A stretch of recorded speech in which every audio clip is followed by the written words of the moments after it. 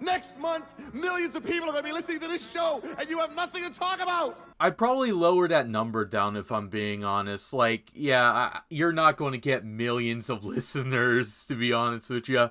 I mean, you could get like hundreds. I can bet you might get hundreds of listeners, but not millions of listeners. Also, finding a topic to talk about, like, I've never had that problem. I mean, I guess you're just shit at your job. That's all I can tell you. Marvelous technology is at our disposal. Dude, you seem like the type of person to own a MacBook. I wouldn't call it marvelous technology, if I'm being honest with you. Instead of reaching up to new heights, we're trying to see how far down we can go. God, can people stop doing this every fucking podcast? I'm tired of it. And I'll admit I did it once a few times before, and I'm guilty of it, but I'm sorry, I'm tired of this bullshit. Like, for real. Oh, come watch your podcast. It's gonna suck. Why the fuck would I watch your podcast if it's gonna suck? Like, for real.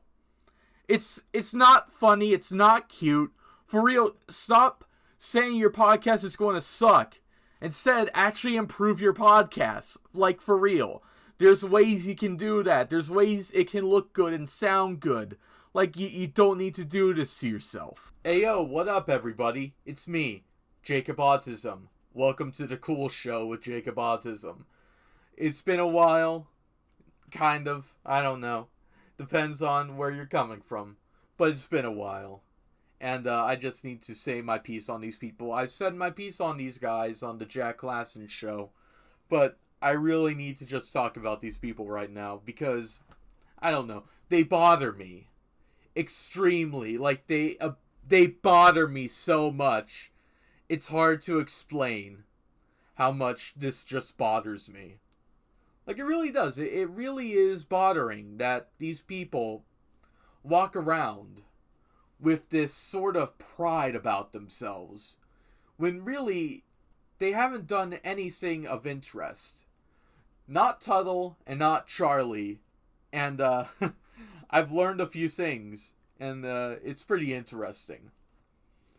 So first off, we're going to talk about the main event right here, the Tuddler, Sex Master Tuddle himself, Tuddles, Patrick Knowles, whatever the fuck. You know what I mean?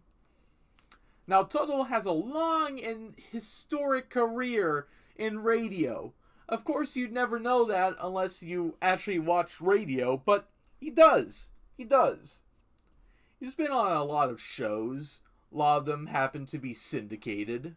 Or at least, you know, just pretty major shows in general, you know what I mean? And every single time he's put into work, he's done his stuff, he's done everything, and everybody, from the station head to the people hosting the show, all agree, all of them completely agree, that Tuddle is okay. Tuddle is okay. When he became an alcoholic drunk wreck, he was pretty okay. This is the thing, right? Tuddle is not that important in the grand scheme of things. That's why he's been on so many radio shows, because he's a good slot filler. He can fit in a perfect hole of drunk guy doing dumb jackass shit, and it works. That's basically it. He's a dumb redneck who can do some jackass shit, and that's it. Like, I'm just being honest. That's his whole bit, okay? He's never had a radio show. He's never had, like, a legitimate, like, gig. I think the only time that I can, like, gather is maybe on Bubba, but I think that's because Bubba basically fired all the OGs on the show. So he was the last of them, and I guess he just was like, alright, you can get a mic.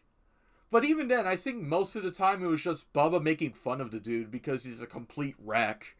So, that's interesting, you know? Like, for real, he's a glorified whackpacker. That's basically his shtick, right? And it's like, he's just not that interesting, other than, like, for a few, like, stories. But even then, like, like, the times I've heard him tell stories on the show, it's the most boring thing.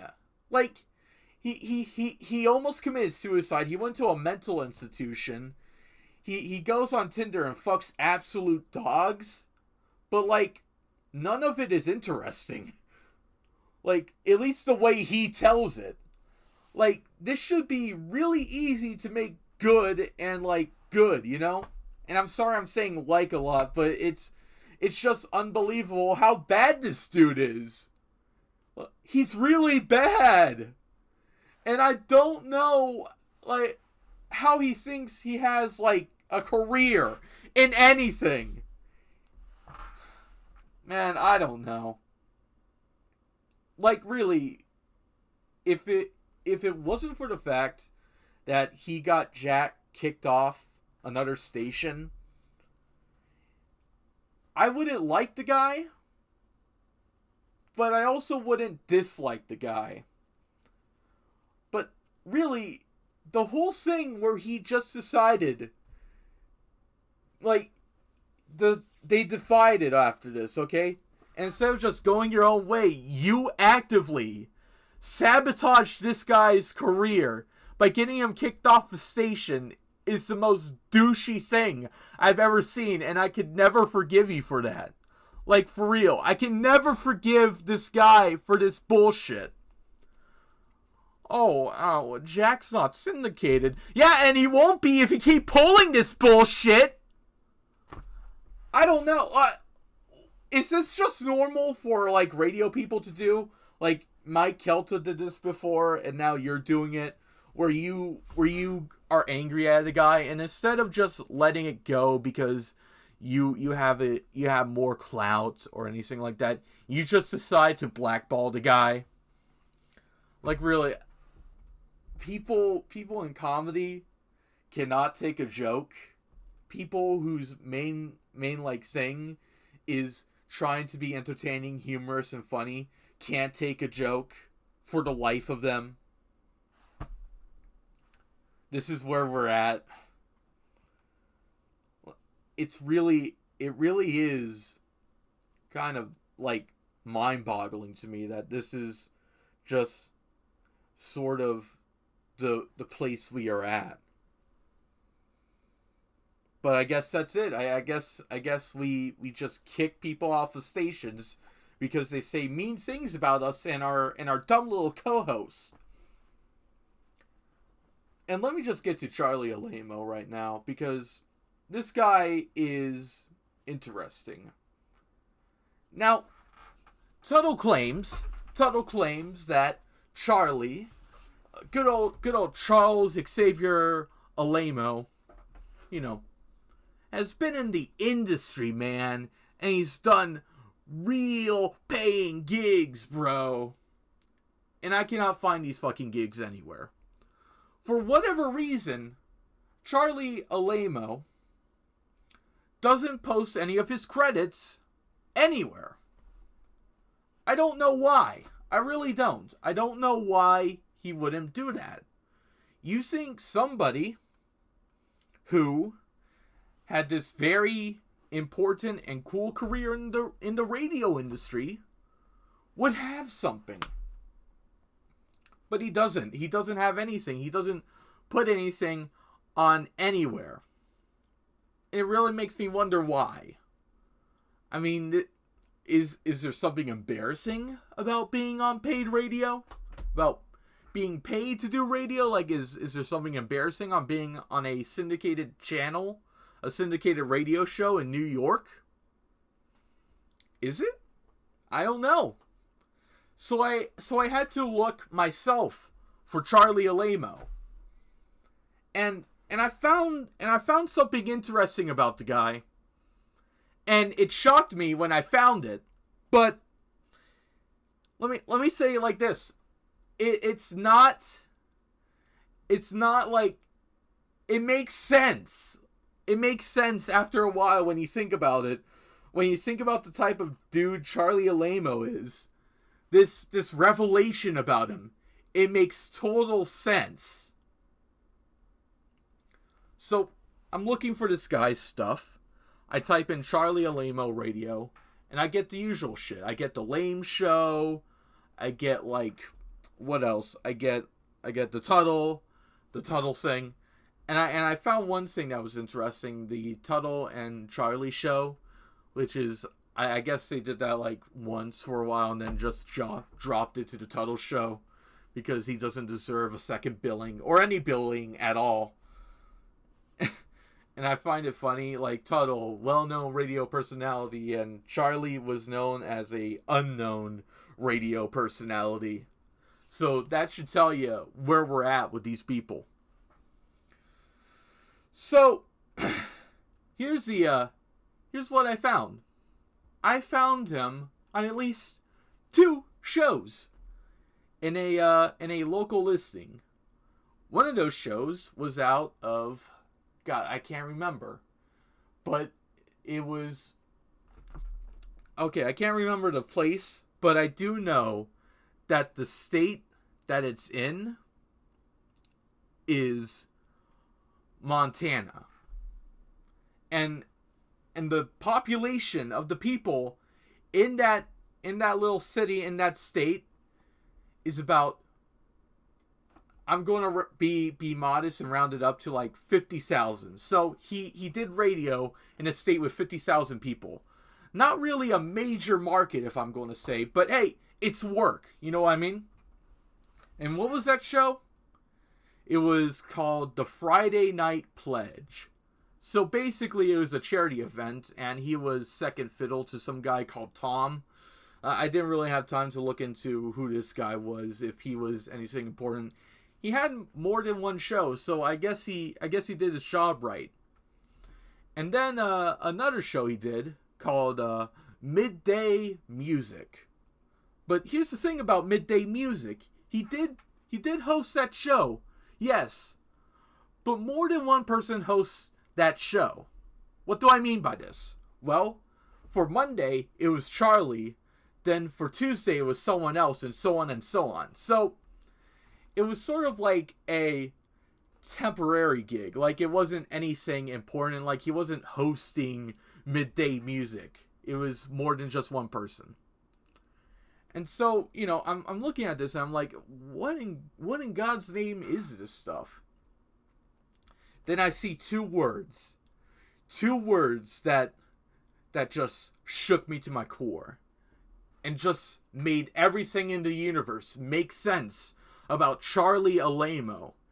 And let me just say this. I don't know if this is the same person, but Charlie Alamo is a pretty unique name. And the possibility of there being more than one Charlie Alamo in the radio industry is shocking to me, and I don't know if I can comprehend it. Like, there could be, I'll admit that, but you see, the issue with Charlie Alamo, right, is that, of course, he doesn't have any of his credits on there. I mean, Tuddle, he has his whole fucking list of all these radio shows that he's been on. But Charlie, not so much. I saw 2 words, and everything clicked. Public radio. Public radio. Public radio. Charlie Alamo worked for NPR. That's the only thing I can find. And not just NPR, a local affiliate of NPR. He wasn't even good enough to work at the main branch. He worked at an NPR in Delaware. This makes so much sense to me. Because let me just say this right now. There's a few people in NPR who are pretty good. They know their stuff. But a majority of them are boring. They are some of the worst radio in the existence of radio. And I have no doubt Charlie Alamo fits that description well. There's no emotion in this guy's voice. He's not interesting. I'm listening to the Lame Show and I'm just thinking, gosh, this is so dry and like just uneventful. And that makes sense. Because that's basically a lot of NPR shows. Just dry and forgettable radio for, like, boomers and, like, you know, just the most boring people you could imagine. It's dry, boring, uneventful. Like, nothing about it is interesting or cool. Tuddle got a nerd for his co-host. He got a boring-ass nerd for his co-host. That's his co-host. A nerd. God. That's all I gotta say. Tuddle got a nerd for his co-host. And that'll never not be funny to me. That was the cool show. That was longer than anything Charlie has made. And I'm glad about that. Because, you know, I can go off the cuff for at least more than 10 minutes. And that's more than what I can say for somebody like Charlie.